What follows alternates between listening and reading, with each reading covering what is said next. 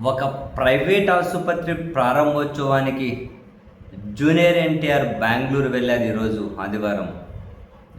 అయితే అక్కడ ఆయన మీడియాతో ముచ్చటించే క్రమంలో మహిళా దినోత్సవం కదా ఈరోజు, మహిళల గౌరవం గురించి ఆయనకు ఒక ప్రశ్న ఎదురైంది. సో దానికి జూనియర్ ఎన్టీఆర్ చెప్పిన సమాధానం నిజంగా హైలీ అప్రిసియేటెడ్ అనిపించింది. జూనియర్ ఎన్టీఆర్ ఏమంటారంటే, అసలు మహిళలను గౌరవించండి అని చెప్పి ప్రత్యేకంగా చెప్పాల్సింది ఏంటి, పదే పదే చెప్పాల్సిన అవసరం ఏంటి? మహిళలను గౌరవించాలి అనేది పుట్టుకతోనే రావాల్సిన సంస్కారం, పిల్లలకు చిన్నప్పటి నుంచే నేర్పించాల్సిన సంస్కారం. అది ఒకరోజు చూపించాల్సిన సంస్కారమో, ఒకరోజు ఇవ్వాల్సిన గౌరవమో కాదు. మహిళలను ప్రతిరోజు గౌరవించాలి, పిల్లలకు ఫస్ట్ నుంచి నేర్పించాలి. నా ఇద్దరు కొడుకులు అయితే మహిళలను ఖచ్చితంగా గౌరవించే విధంగానే నేను పెంచుతున్నా అని చాలా క్లియర్ కట్గా చెప్పారు. పదే పదే వాళ్ళ గౌరవం గురించి ఏదో ప్రత్యేకంగా ఒక రోజు గురించి మాట్లాడడం నాకు నచ్చదు అన్నారు.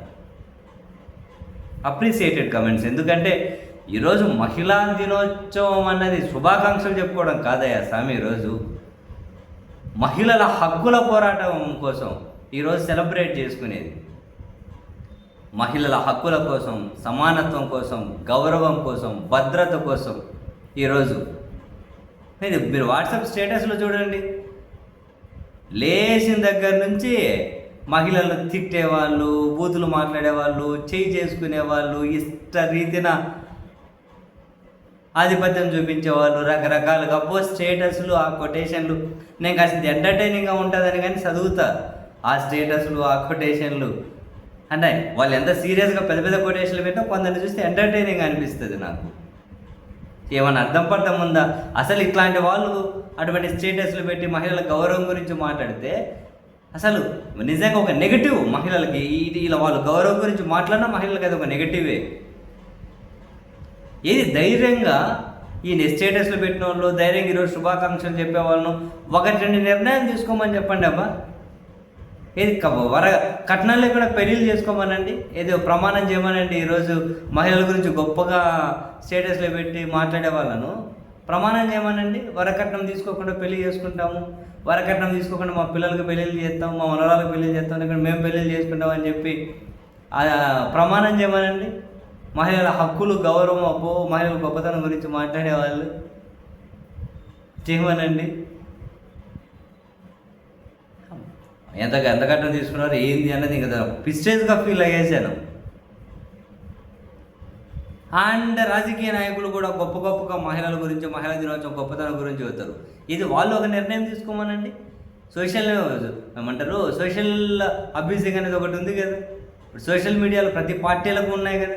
వాళ్ళని మహిళలను అబ్యూజ్ చేయకుండా పోస్ట్లో, కమెంట్లో పెట్టమని చెప్పండి. మహిళలను అబ్యూజ్ చేయకుండా పోస్ట్లో, కమెంట్లో పెట్టమని చెప్పండి.